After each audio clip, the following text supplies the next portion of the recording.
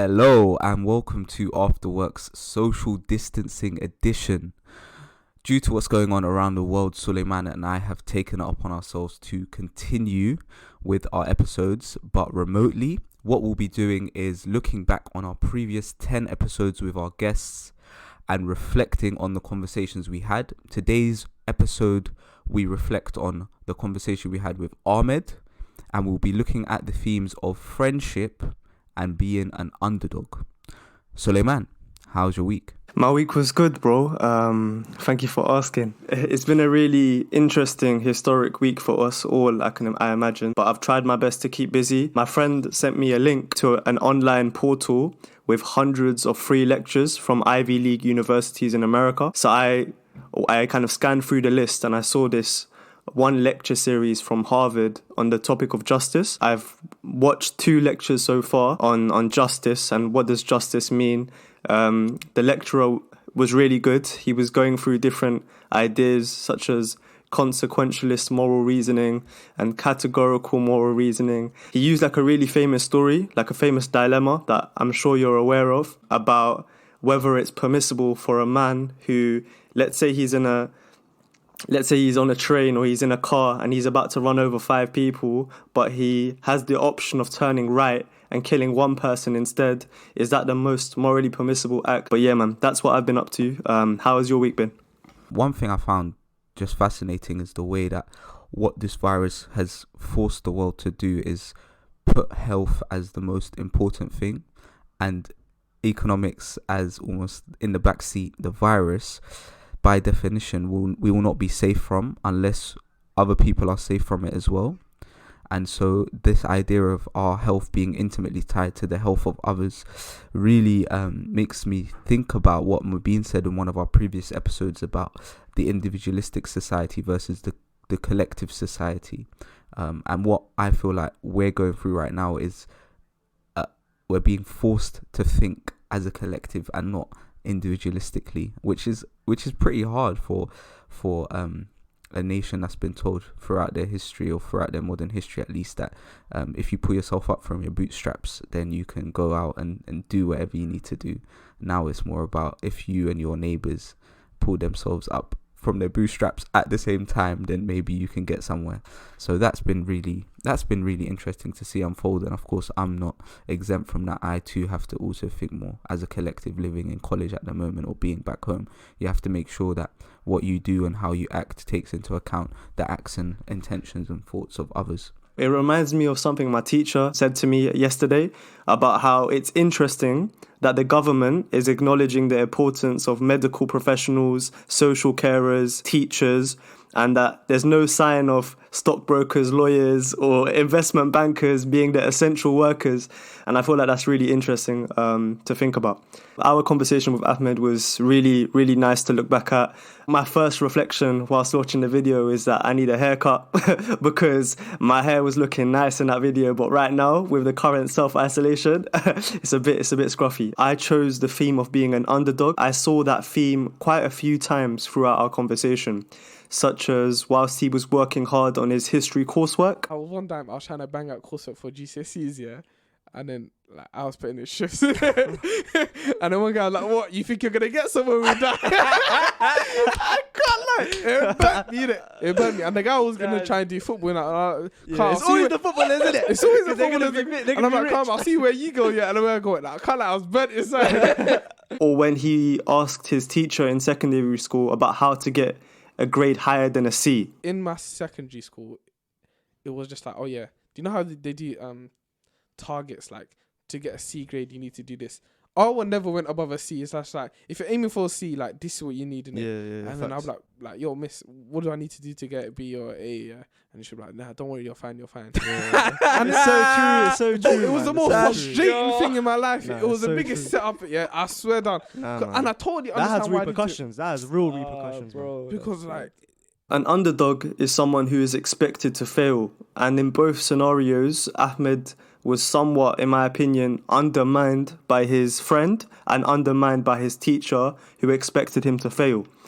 So the question I went away and thought about after reflecting on that theme was whether there was an upside of being an underdog. So I did some digging and I came across a professor called Samir Nur Mohammed. He's a professor of management at the University of Pennsylvania in America. And his research shows that people who feel like underdogs and believe that others do not expect them to be successful are much more likely to do well and perform at higher levels than those who have neutral or high expectations. Now, I don't know about you, Saadadeen, but for me, that kind of makes sense. Like based off my own life experience, where I felt like I needed to work hard to prove other people wrong, and also through my engagement with the world of sports, like looking at people like Muhammad Ali, who famously knocked out George Foreman despite everyone thinking that he was too old and too weak. So like being an underdog for me has always been like a positive thing. But it was nice to see that the research backed that up. With that being said, the Professor Samir, he does add a few caveats. He does say that expectations spark a desire for the underdog to prove others wrong, but its effect is dependent on how credible they believe the observer to be. So if the person who is undermining mine or your potential is someone we believe to be highly credible, then this is likely to increase our anxiety and be detrimental to our performance, which does make sense. So with all of that being said, I wanted to ask you a question. Has there ever been a particular instance in your life where you felt like an underdog, and has that been beneficial for your performance? When I was in sixth form and my head of year stopped me in the common room and almost announcing it to the rest of the room, he said, "Saadadeen, I don't think you're gonna pass this year. I think you're gonna fail." Actually, I remember that moment quite vividly, and it definitely did spur me on. What you said about how you view the person and the effect that will have on how you take their words is definitely true, because I felt like because this head of year didn't know me very well, they never taught me, it was more easy to dismiss what they said because it wasn't personal. It was perhaps an observation they made through their experiences and the patterns they've seen in previous students and applying that experience to me. So for me, it was definitely easier to dismiss than it would have been a teacher that I've had for a number of years. What's interesting is that same teacher went on to be my history teacher, and I went on to have a really good relationship with that teacher, and he helped me a great deal when it came to coursework, and it was definitely, I would consider, one of the most formative teachers I've had throughout my education. So it's interesting how those sort of relationships can twist and turn. But it definitely reminds me also of our episode we had with Sufyan, and Sufyan mentioned he enjoyed being the underdog, and for him it was him moving from an advantageous position in that he had less to lose and more to prove, and for him that spurred him on and motivated him the most. So I do think it works differently for different people. So my reflection, as I said, is to do with the theme of friendship, more particularly the way others perceive us and how that makes us think about ourselves. Ahmed spoke about, in a couple of moments, about friendships. One point was about himself having to finding himself at a crossroads with a group of friends. Literally, one of the guys I was with grabbed that shank out of his pocket and then banged the wall. He's like, should have found him. I like, bro, you done criminal law, innit? Yeah, you know about joint enterprise. Bro, like, I looked at that, yeah, and I was just like, raw, yeah. And then I realized that actually, I would have no idea like this was gonna happen. Like, alhamdulillah, we didn't find the person, yeah. And then also, I looked at the reactions of everyone I was with, and none of them were surprised. And I'm just like, is this what you man are on? Safe. The other was with his group of friends going to the LSE library very early in the morning. We had a way to get into LSE library, legitly. And then we were there from 9 in the morning to 9 in the evening. Yeah, proper shifts, yeah. Every day. And like, certain people there, yeah, we grew, our friendship groups grew bigger because there was people that were doing it as well. We'd go to Sainsbury's, yeah, get cornflakes, yeah. And then we get do you know the plastic salad bowl? We use that, yeah, and someone buys milk, and we're all having cornflakes there. No way! And the third was his time having a conversation with Kazumi about another individual. The one time I realized even I'm at fault for doing it, yeah, is so I'm with Kazumi and I'm with someone else. Probably me and Kazumi. And then I realized one guy from my second year was trying to rap, yeah, and I didn't really like his rapping it. So I was just like, look how dead he is, yeah.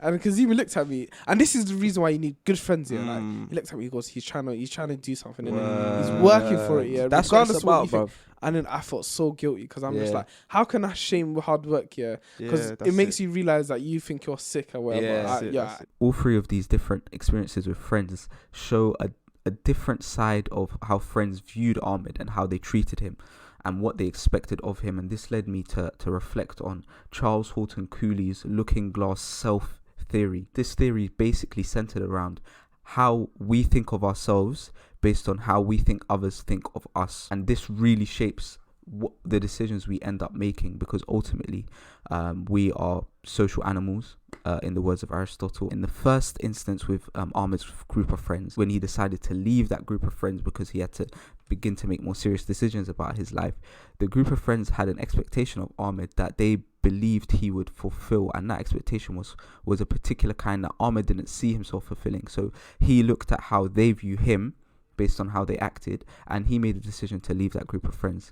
But when it came to the LSE examples, with a group of friends that were waking up really early, working really hard to achieve that goal of succeeding in their educational pursuits, they saw Ahmed in a different light. And I think it all comes to a head in the final example with his conversation with Kazumi challenging Ahmed about how he spoke about another individual, to not shame the hard work of that individual. Holding Ahmed to in a higher regard is probably one of the most impactful experiences that you can have with friends, because oftentimes it's not about how they're treating you when things are going fine and easy. It's more when they challenge you and when they know, based on how their interactions with you go, that you can do a bit better than that. So for me, it was that challenging from Kazumi that really made me think about how others perceive us and what that means for our decision-making abilities. The proof's in the pudding for Ahmed in terms of the decisions he's gone on to make, and we can see that from the episode. I mean, he's become more and more ambitious. He ends the episode by saying, if your goal isn't the biggest thing you can think of, then I don't think your goal is big enough. It's definitely food for thought.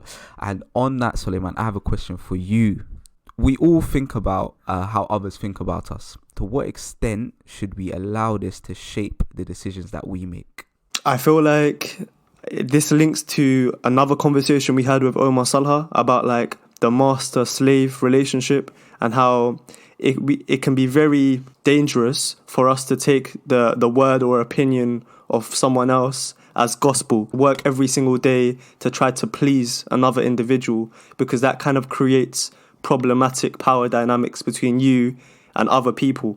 You need to make sure that you're happy with the decisions you make every day, because you're the one that's going to be living with the consequences. It's important to reflect on the advice and the comments that are made by your friends, especially friends that you trust, because like you said, which I 100% agree with, a real sign of close friendship is when they feel comfortable and they feel confident enough to correct your behavior or to challenge you. Because in order for you to challenge someone, you need to feel like your opinion matters, and you need to feel like that person will listen to you essentially as well. Yeah, it's an interesting one to think about. Absolutely. That brings us to the end of our 2 reflections. Before we leave, we just like to say we hope that you are all in good health and your families are in good health in these testing times. Look after yourselves. That is it for this week. To keep in touch, follow us on Facebook, Instagram, Twitter, YouTube, Spotify, and Apple Podcast.